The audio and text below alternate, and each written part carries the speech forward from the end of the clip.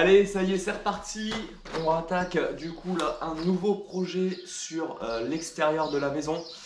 Le chauffe-eau plat, là, ça y est, c'est terminé. On est super content. Maintenant, on repasse à l'extérieur. Donc, on profite, il fait super beau, même très très chaud. Donc là, on est samedi, il est 8h30 du matin. Je vais attaquer du coup ce nouveau projet. Qu'est-ce que ça va être? Le but là sur l'épisode, ça va être de ramener de l'eau et de l'électricité dans le jardin pour le projet extérieur sur le jardin qui est en décalé de la maison. Je vais te montrer tout ça après et je vais t'expliquer comment je vais faire et ce que je vais faire et pourquoi aussi je le fais. Donc c'est parti.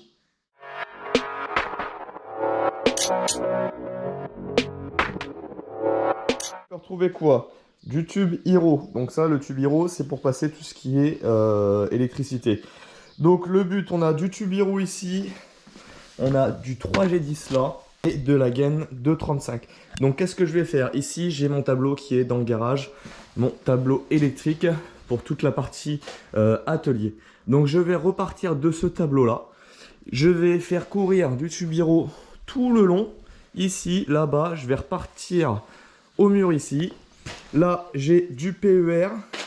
Le PER que je vais reprendre d'ici, que je vais faire repartir là-bas et là-bas aussi. Et maintenant, je vais t'expliquer pourquoi. Alors, tout d'abord, j'ai pris du PER, ça m'embête. Moi, je préfère largement le multicouche, j'adore travailler avec, sauf que là, c'est un peu le chantier, la pénurie de stock chez mon fournisseur. Il n'avait pas de multicouche gainée ou multicouche isolée. Même sur commande, on n'avait aucune date de réception. Donc, c'est tout. J'ai pris ce qu'il y avait en stock du PER, ça fera très bien l'affaire pour ça. Donc, je prends donc mon eau et mon électricité que je vais faire ressortir ici, là. Là, je vais le prendre, je vais faire une tranchée là, tout là. Paf, paf, paf, on va creuser dans la terre. Je vais faire une tranchée dans le macadam ici, là, tout le long. Je vais repartir sous le mur en pierre. Je vais faire ressortir tout ça dans la cave là, pour ensuite remonter en haut. Je te montre ça. Hop, ici on arrive dans le jardin et tu sais, dans le jardin on a déjà cette petite dépendance avec ici là un futur projet que je t'explique juste après. Donc je vais remonter du coup derrière là-bas, va falloir que je retire tout le chantier qui est ici, les anciens propriétaires, et je vais ramener mon eau, je pense là ou là, et mon électricité ici. Comme ça ici je vais pouvoir me recréer un tableau, un petit tableau pour la partie jardin. Comme on est éloigné, je voulais pas ramener plusieurs lignes, autant que je ramène une grosse ligne, donc un 3G10 pour alimenter un petit tableau qui me servira, bah écoute, pour alimenter ce futur, normalement future cuisine d'été ici. Donc comme ça au moins j'aurai ce qu'il faut. Et là, ça sera le projet terrasse qui va arriver. Là, ce sera dans cette vidéo ou dans la prochaine. Ici, je vais refaire du coup projet terrasse, 35 mètres carrés de terrasse avec un jacuzzi et un petit salon d'été. Donc voilà un petit peu le programme pour aujourd'hui. Je te fais vraiment une grosse explication là. Et puis après ce que je vais faire, c'est que je vais creuser, je vais faire mes tranchées, je vais faire mes passages. Quand j'aurai des petites choses intéressantes, je t'expliquerai un petit peu. Donc là il est tôt et ce que je vais commencer à faire, c'est que je vais commencer à faire mes tranchées. Je vais pas commencer à partir dans le garage, etc. Il fait déjà très long, je préfère faire ça à la fraîche le matin et à la rigueur cet après-midi faire tous mes passages de gaine, etc. Je pourrais travailler, tu vois, ici à l'ombre, il y aura juste là où je passerai, je serai au soleil mais ça va aller plutôt vite. Et puis faire dans le garage cet après-midi, je serai au frais. Donc voilà un petit peu le programme. Pablo est là pour nous donner un coup de main. Ah c'est vrai, tu nous donneras un petit coup de main? Hop là, regarde. Donc écoute, je me prépare. Et puis c'est parti, hein. On va faire un peu de tranchée. J'en profite aussi pour te donner une petite technique. Si tu es comme moi, tu n'as pas de pioche ou que tu l'as oublié sur le chantier et que la terre est un peu dure, et moi j'utilise mon marteau piqueur, je mets un gros burin plat dessus et en fait je fais des trous un petit peu partout comme ça.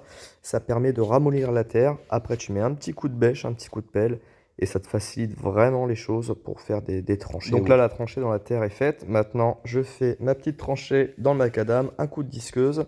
En plus de ça, j'ai des gros bras qui sont venus m'aider. Tu vois, à peine levé du lit, il vient, il donne un coup de main à creuser. Ça, c'est un futur artisan, c'est moi qui vous le dis.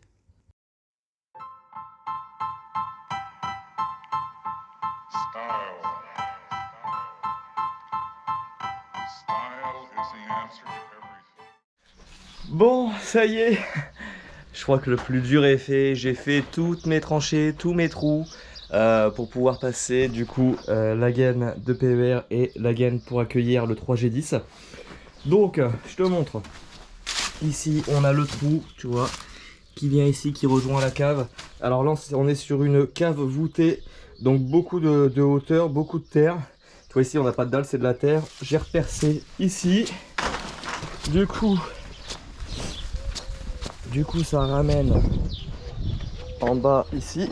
C'est un peu le chantier. Hop.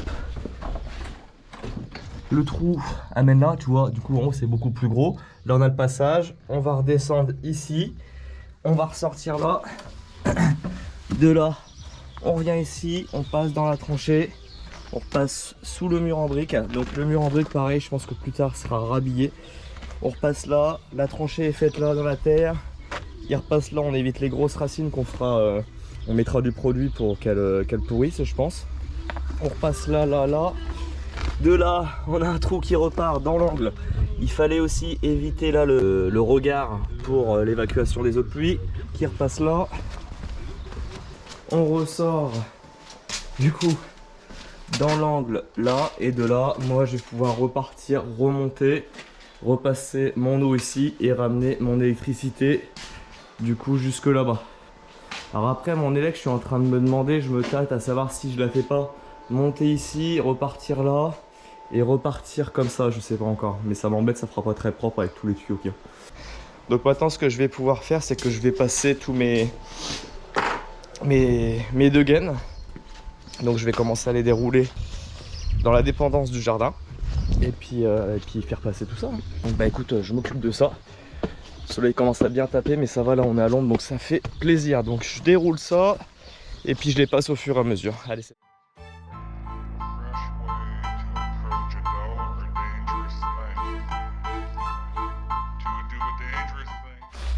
Bon, et ben maintenant le but, ça va être de passer mes 50 mètres de câble de 3G10 dans la gaine qui est ici. Donc sincèrement, ça va être, je pense, chaud patate. Si j'ai de la chance, ça va le faire. Donc je vais essayer d'accrocher là le câble. On va voir hein, si j'y arrive. Je vais essayer d'accrocher le câble à ça et puis de le tirer de l'autre côté. On va voir si ça passe. J'espère que ça va y aller. Écoute, on va tester. Je te refais un petit point juste après. En fin de compte, comme d'habitude, je change toujours d'avis en cours de travaux. J'ai décidé de passer par l'étage au-dessus de l'atelier, en fait, pour éviter de mettre un tubéro tout le long du garage. Ça fera plus propre et ça sera aussi plus facile pour moi pour passer les câbles. Et je peux te dire une chose, on en a bavé pour passer le câble dans la gaine. Mais je te reparlerai juste après. Donc là, je te montre juste par là où je passe par le dessus. C'est beaucoup plus simple comme ça pour tout le monde. Donc on voit que le câble est en bout de gaine, donc ça c'était cool, ça n'a pas été une mince affaire. Mais j'ai eu un petit coup de main des enfants qui m'ont bien aidé, heureusement qu'ils étaient là parce que sincèrement tout seul, je pense que j'aurais jamais réussi. Bon ça y est, comme tu as pu voir, toute la tranchée est rebouchée, tout est passé, donc j'ai changé en fait mon câble électrique, je l'ai passé là et en fin de compte je l'ai passé sur l'étage en haut comme tu as vu, tu vois, je suis repassé tout en haut et là je l'ai redescendu là-bas. Donc pour l'instant il est en provisoire, il n'est pas encore branché au niveau du compteur, mais au moins il est passé, tu vois, il arrive jusqu'ici et je pourrais venir mettre ici un disjoncteur pour protéger la ligne, en fait pour protéger le 3G10 de là jusqu'à la cabane là-bas. Donc maintenant ce qu'il va falloir que je fasse, plusieurs choses. Je vais devoir raccorder mon PER sur mon multicouche. Donc pour ça il existe ce qu'on appelle des raccords passerelles. Donc le raccord passerelle c'est quoi? Eh bien c'est un raccord passerelle tout simplement, qui te fait passer du multicouche au PER. Donc il est là. Je te montre un petit peu à quoi ça ressemble. Comme ça, toi, si un jour tu te poses la question, si tu as besoin de savoir, tu as du multicouche existant ou du PER et tu veux passer à l'un des deux, tu as ça. Donc là, ici, tu as une entrée pour venir raccorder ton PER. Et ici, tu as une entrée pour venir raccorder ton multicouche. Je vais pouvoir passer le multicouche au PER.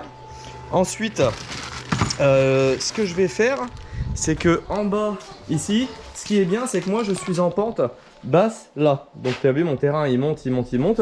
Donc ici, là, je vais pouvoir installer une vanne de purge. Donc c'est une vanne que je peux couper, donc je vais pouvoir couper l'eau derrière. Comme le PER est pas enfoncé très profond, je vais pouvoir couper l'eau l'hiver pour éviter que le PER lui il gèle et puis qu'il vienne à se détériorer.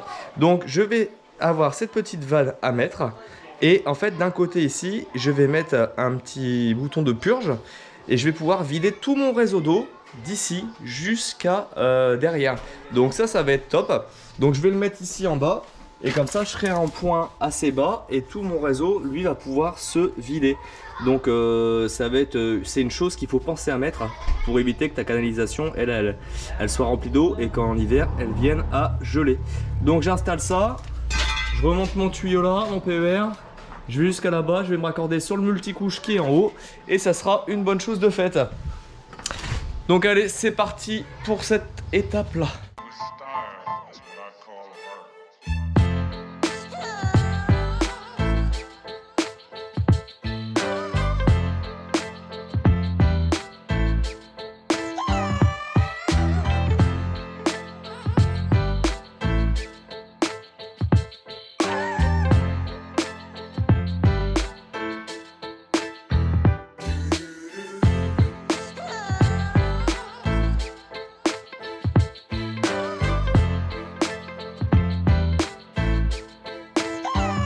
Donc là ici, si tu te poses la question, je suis tout simplement en train de préparer le raccord extérieur en fait qui va venir. Donc c'est une rosace, donc obligé de faire un joint filasse pour pouvoir y mettre à l'extérieur un robinet d'eau en fait, tout simplement pour pouvoir y brancher mon jet d'eau, etc. C'est quelque chose que je n'avais encore jamais fait, que j'avais laissé en attente. Et là on va avoir quand même un résultat beaucoup plus propre grâce à ça.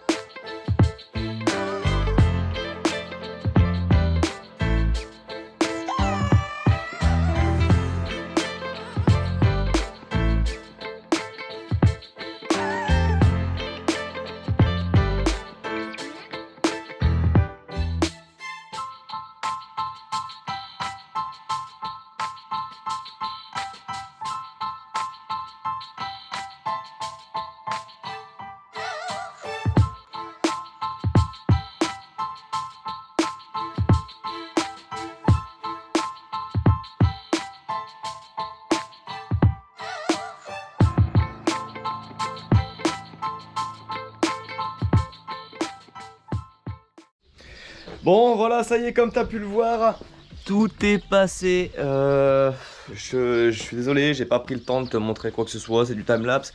J'ai passé mes 50 mètres de PER et de câble en 3G10. Alors comme je m'en doutais, ça a été très compliqué de passer le 3G10 dans le fourreau en 35 mm. Ça a été compliqué, mais heureusement les enfants ont été là pour m'aider à le passer. Donc sinon je te montre un petit peu ce que ça donne de ce que j'ai fait hier. Donc tranchée, tu vois, elle est rebouchée. On est passé ici, on est repassé là. J'ai remis les bouts de macadam, j'ai réussi à avoir des gros bouts. J'ai remis là en attendant. On repasse dans la cave, on remonte là-bas. Donc tu vois, je suis venu jusque là. J'avais repercé par ici. J'en ai profité également pour poser le dévidoir qui est plutôt propre. Tu vois, c'est un Gardena que j'ai pris sur Amazon. Sincèrement, je suis content. C'est super propre, facile à installer. Ça tourne, il y a 30 mètres de tuyau dedans. J'en ai profité pour mettre aussi mon robinet extérieur. Parce que évidemment, comme d'habitude, c'est toujours le cordonnier le plus mal chaussé. J'avais mis une arrivée de lave-vaisselle ou de machine à laver en attendant. J'avais toujours pas fait ça, j'avais un vieux bout de multicouche qui dépassait. Et là, c'est tout propre, la petite rosace, le petit robinet qui va bien. Tu vois, tu l'ouvres comme ça, tu le refermes comme ceci. Simple et efficace. Robinet qui résiste à moins 30 degrés, donc ça c'est plutôt super. Mais je vais te montrer comment je fais pour l'installer côté cabane. Ici, donc comme tu peux le voir, J'ai fait monter, j'ai repiqué, donc là c'est la sortie derrière que je viens de te montrer. J'ai mis un bout de multicouche, j'ai mis mon raccord passerelle multicouche PER. Je suis reparti avec mon PER ici. On arrive là. Là, ici, au point le plus bas, j'ai ma petite vanne de purge. Donc ici, j'ai ma coupure pour couper mon alimentation d'eau là-bas et ma petite vanne de purge. J'ouvre le petit robinet et ensuite, je peux vider tout le réseau d'eau jusqu'à la cabane. Donc ça, c'est plutôt une bonne chose. Mon câble électrique, comme je t'ai montré, qui arrive en provisoire là-bas. Je ferai les branchements tout à l'heure quand j'aurai déjà fait mon petit tableau dans le garage. Donc là, maintenant, je vais te montrer. Donc comme tu peux voir, il y a un petit peu de route pour aller jusque là-bas. Je t'avoue que pour amener les outils, etc., les allers-retours, c'est un peu fatigant. Donc maintenant que ça c'est fait, je vais pouvoir ici faire l'implantation de mon petit robinet extérieur où je vais venir me rebrancher ici. Donc là pareil, je vais mettre un raccord passerelle multicouche. Donc pourquoi là ici je mets du multicouche alors que je pourrais arriver directement en PER? Bah tout simplement parce que j'ai plus de raccords pour le multicouche, donc je préfère me brancher en multicouche, j'ai plus l'habitude, il n'y a que du sertissage à faire. Comme je t'ai expliqué, je suis pas fan des raccords à glissement de PER. Et mon fournisseur CDO n'avait pas de raccord PER à sertir avec la matrice que moi j'ai sur ma pince à sertir. Moi j'ai du TH et le PER c'était un autre modèle. Donc c'est pour ça que j'avais pris du glissement pour le côté. Donc là, je vais faire mon raccord passerelle, je vais venir me rebrancher sur mon robinet, je vais te montrer ça. Je vais t'expliquer, ça sera très simple. Et là, ici, je vais mettre mon petit tableau électrique.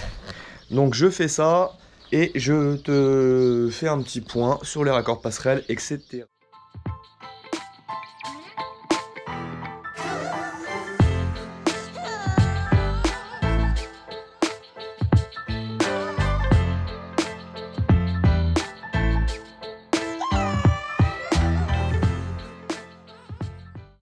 Donc là, comme tu peux le voir, j'ai préparé du coup l'emplacement de ma sortie d'arrivée d'eau. Je l'ai déjà coudé mon multicouche, donc comme je te disais, ce qui est bien avec le multicouche, c'est que tu peux vraiment le couder comme tu veux. Donc là, j'ai fait un trou un peu plus grand de ce côté-là pour rentrer le coude. Et ce que je vais faire ici, avant de venir sertir mon raccord, je vais préparer, hop, donc ça, c'est ma petite rosace, tu vois, de finition extérieure qui va me faire ma sortie d'eau, en fait, sur le mur ici. Ce que je vais faire, c'est que je vais déjà préparer mon raccord multicouche. Donc là, on est sur un 15-21 mâle dans ma rosace qui est en 15-21 femelle. Donc, ce que je vais faire, c'est que je vais préparer déjà un petit bout de filasse pour mettre dessus. Donc, filasse, je t'avais déjà montré sur au moment de la pose des radiateurs comment on faisait une filasse, enfin du moins comment moi je la faisais, hein. Après chacun a sa petite méthode je pense. Moi ça marche bien, j'ai encore jamais eu de fuite. Donc on croise les doigts pour que ça continue. Donc là, je viens y mettre ma filasse bien dans mes crans, tu vois. Ici, hop. Pas besoin d'en mettre des kilomètres hein, de toute façon. Hop. Donc moi ce qui est bien c'est que sur les raccords Comap ils sont déjà en fait si tu veux, je sais pas si tu vas voir, mais ils sont déjà crantés en fait, ce qui t'évite de devoir les griffer avec une lame de scie à métaux, etc. Ensuite je viens y mettre ma pâte à joint. Hop, j'en prends une petite noisette et je viens faire le tour en plus sur ma filasse pour mon étanchéité. Une fois que ça c'est fait, hop, je viens le visser tout simplement dedans. Et de toute façon, tu sais que ta filasse elle est bien faite quand ça commence à être dur. Donc ensuite, une fois que ça c'est fait, eh bien tu viens serrer à la clé. Parce que à la main, c'est un peu compliqué. Hop. Voilà. Tu serres bien.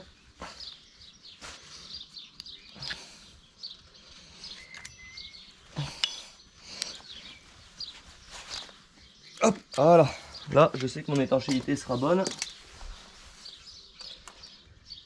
au niveau de mon raccord. Donc ce que j'ai fait, c'est qu'au préalable aussi, j'ai percé mes trous de ma rosace parce qu'une fois que j'ai mis ça, je pourrais plus percer. Je vais pas pouvoir tracer, l'enlever et la remettre. Donc j'ai préparé ça du coup avant. Ensuite, je vais recouper un peu ce qui dépasse pour pas que ça dépasse trop derrière. Donc mais pas trop non plus pour pouvoir venir faire mon sertissage avec ma pince. Donc là je coupe là. Donc tout simplement avec une pince coupe-tube tu peux couper ton multicouche. Le petit coup des bavureurs avant. Alors attends, je vais prendre mes deux mains, ça sera plus pratique. Le petit coup des bavureurs pour pouvoir bien calibrer ton multicouche et bavurer l'intérieur et l'extérieur. Pour que quand tu rentres ton raccord dedans, et bah, tu ne viennes pas abîmer les petits joints toriques qu'il y a à l'intérieur. Hop, donc je viens prendre mon raccord. Hop.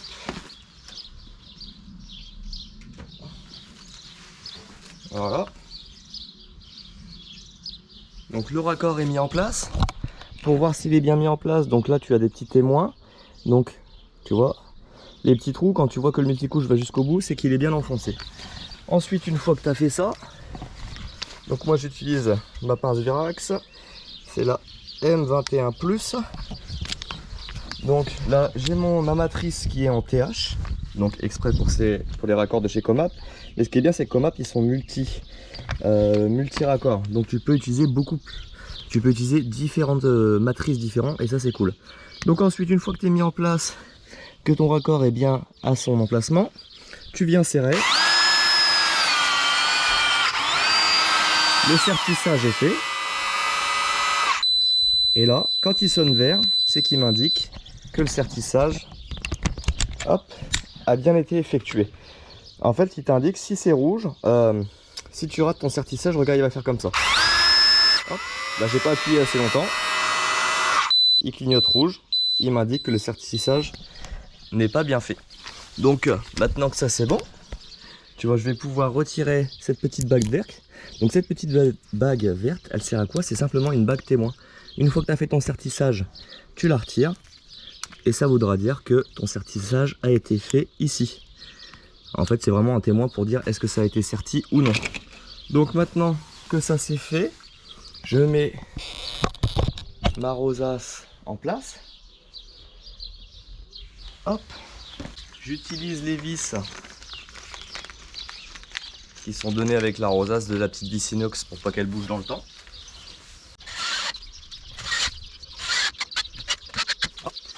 Donc là, ma rosace est mise en place.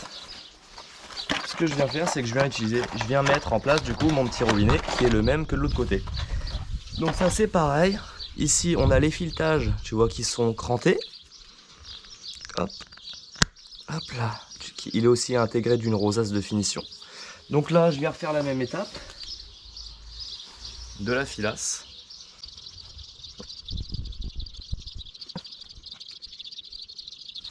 Et là, maintenant que ma filasse est prête, j'ai plus qu'à venir la visser dedans.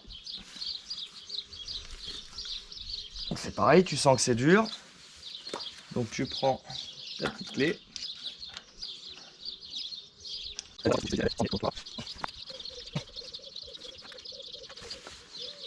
Et là, j'ai plus qu'à venir repousser ma rosace.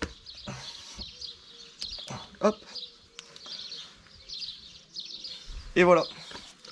Tu vois ici, j'ai mon robinet extérieur qui est en place. Moi, comme je t'ai dit, j'adore. C'est super propre, super joli.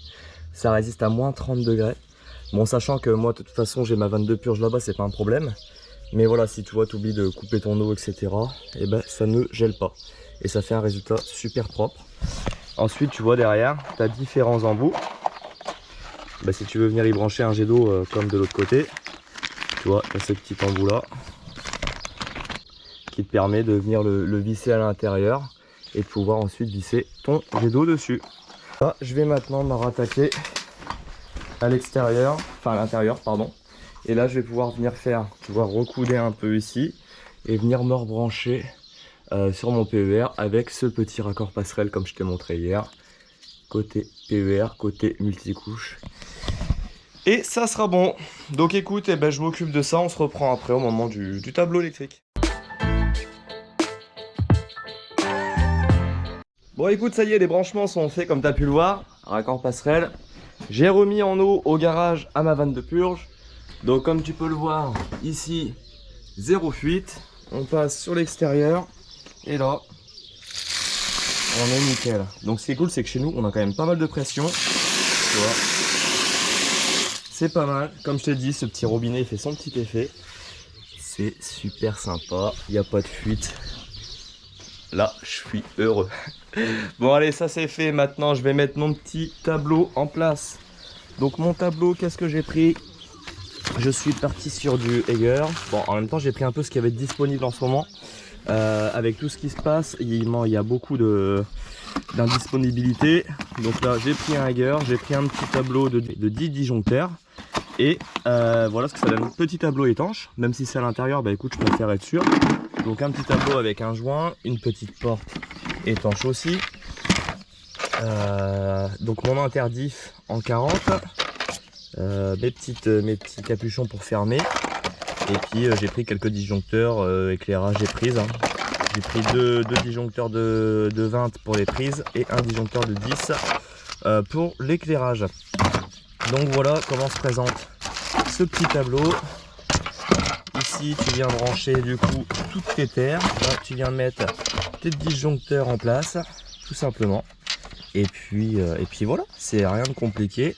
Je viens mettre mon interdif, je viens brancher ma ligne sur mon interdif et de mon interdif je repars pour alimenter mes autres disjoncteurs. Donc écoute, je vais installer ça. Donc ici le coffret. Ah, je vais venir le mettre là pour l'instant. S'il faut le déplacer un jour, on le déplacera. Le but, ça va être de refaire cette pièce là. Donc tu vois, tout ce qui est mur en parpaing, je sais que je les redoublerai. Ça c'est certain. Donc c'est pour ça que je me suis permis de mettre tous mes tuyaux comme ça en apparence, c'est pas très grave. Ici, je les ai mis au sol, donc je t'explique quand même pourquoi. Parce que là c'est de la terre battue. Donc forcément, il va falloir refaire une dalle ici sur toute la superficie. Donc là, ils seront comme ça coulés dans la dalle. Là, ils ressortent sur ce mur-là qui sera lui doublé. De toute façon, tu vois ici, j'ai une surépaisseur là. Je ne sais pas du tout pourquoi ils ont fait ça. J'ai pas compris le concept. Mais c'est pas grave. Donc ici, ça sera doublé. Donc là, ça sera caché dans le doublage. Et puis là, ça sera redoublé. Je remettrai mon compteur correctement comme il faut à ce moment-là. Et puis là, je sais pas encore si on laissera ouvert, si on mettra une porte. L'avenir nous le dira. Tu sais, le problème c'est que nous on fait tout ça, mais on sait pas encore comment on va aménager, donc on part toujours un peu à l'aveugle. Mais moi je fais toujours en sorte de me dire s'il faut déplacer des choses, refaire, on pourra toujours le faire. Donc écoute, c'est parti. Le tableau. Après je vais le rebrancher à mon tableau dans mon garage et ça sera une bonne chose de faire.